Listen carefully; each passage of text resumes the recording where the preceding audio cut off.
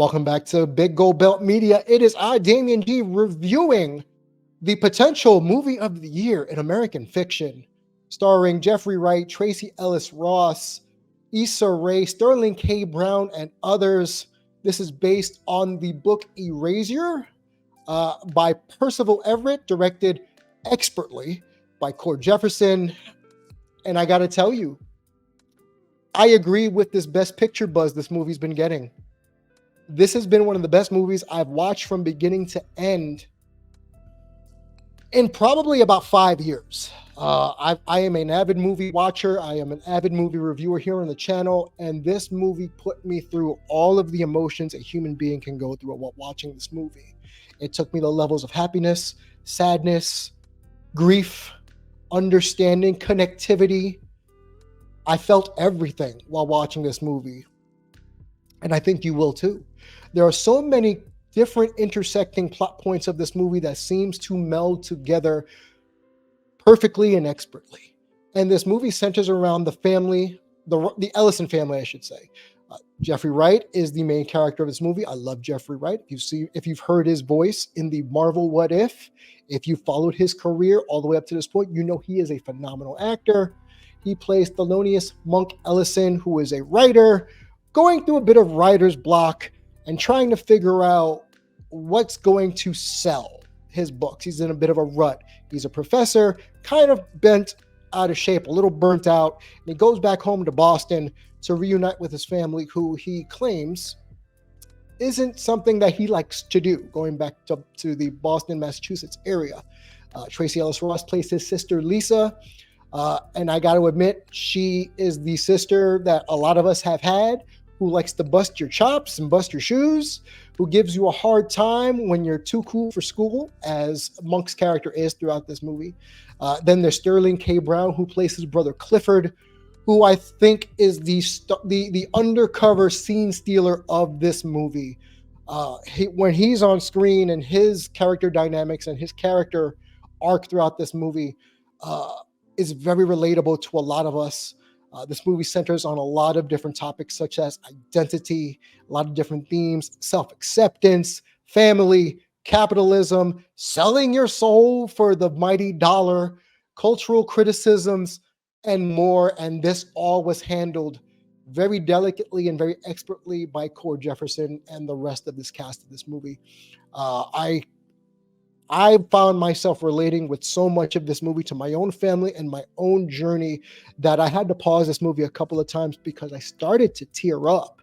I started to feel a real emotional bond with this movie, and I think you will too. Anyone who's gone through the dynamics of having a complicated family life while trying to balance who you are as you get older as a human and entrenched in your career, and then just trying to make a buck, and trying to be the best version of yourself, and trying to kind of come to grips with who you are and not fight who you are becoming, and letting people in and letting people know the real you, while dealing with a lot of emotional heartstring pulling from various directions, where his character, Thelonious' character, I have to admit, he went through some stuff in this movie, and I found myself at multiple points hating him, liking him, understanding him, and resonating to a point where I said, oh crap, a lot of the audience is gonna really vibe with this character and the ups and downs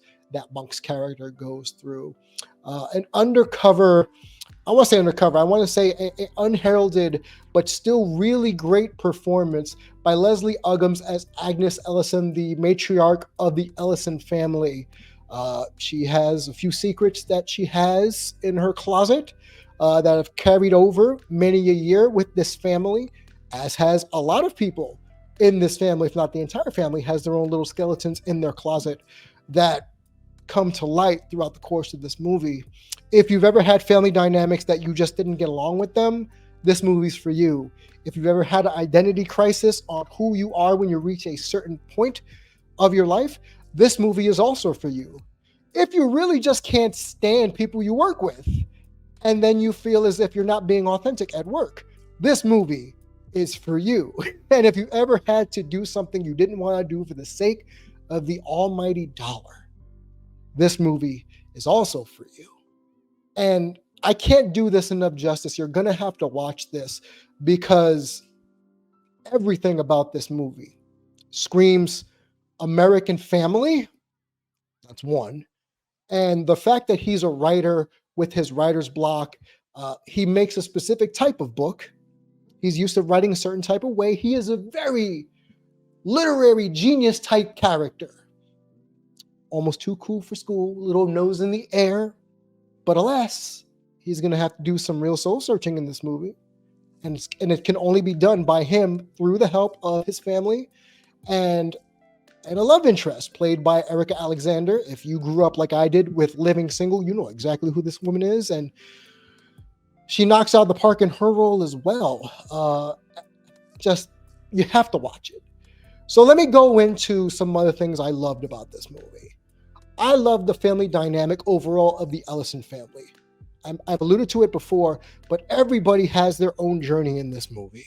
Everybody has a specific journey that they have to come to toward the end of their arc in this film, where we get there in a way for everybody at different speeds and different, I want to say, just ups and downs. Some get there quickly. Some take a long time to really get from point A to point C. And to watch the journey unfold is very, in real time, is very telling of a family that has grown apart for different reasons. So I love the fact that everyone has their own unique journey in this family. It reminds me of a lot of people that I grew up with, a lot of people I know personally, a lot of ways I went through my family, with my family, of self-identity and self-acceptance. Every role is pivotal in this movie, even going down to Monk's agent. Okay, he actually has an agent played by John Ortiz as Arthur, who is one of his go-to guys, but is trying to get him to come out of his shell a little bit, trying to get him to see a different aspect of his writing.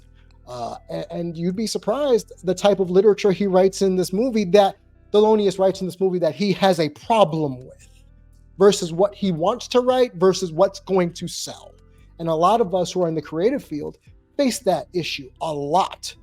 What we want to produce as far as content versus what the masses are going to pay for.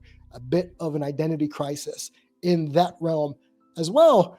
And I got to admit it again. I understand 100%.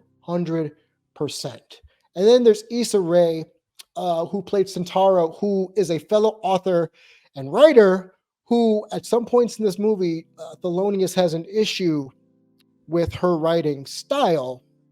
And there is a moment at the middle to end of this film, where there is a back and forth between the two characters, between Thelonious and my brain is farting. I'm sorry. Between Thelonious and Centauro. Wow. So there is an issue with those two toward the middle to end of the movie, where it's like a chess match. It's a verbal chess match going on between the two of them, where both of them are sticking up for their respective writing styles and what it took for them to get to this point in their life and in their career.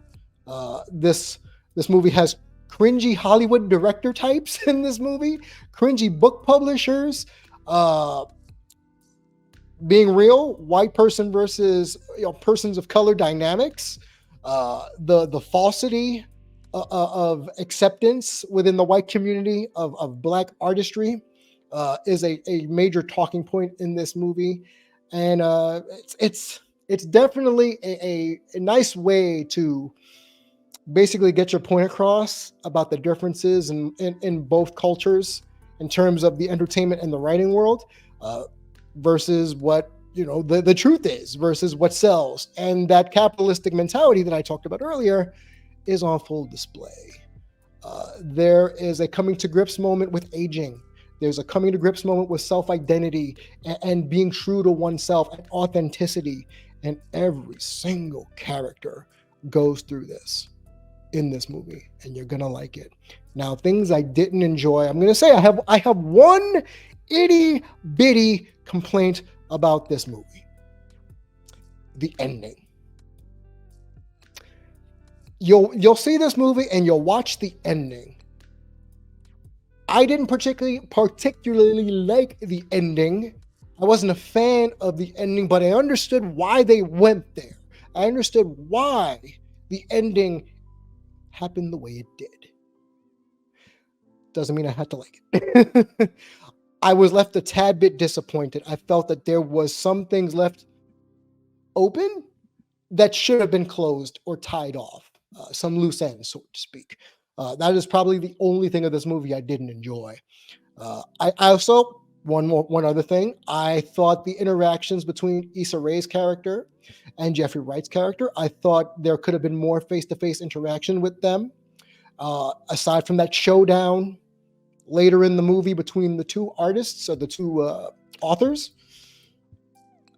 you could have fleshed out Issa Rae's character a little bit more, leading up to the heated debate that her and Monk have. But it is one of the more poignant, powerful points of the movie. So you're going to enjoy that. It's very intense. It's very line in the sand when the two go at each other in a verbal sparring match and both meeting each other head on in their own ideals and beliefs. And I believe that is one of the most powerful parts of the movie. And I can also say that's the only two things of the movie I wanted to kind of tweak, was the ending and then the Issa Rae character kind of being shoehorned into a bit part where I think you could have done a little bit more with the character.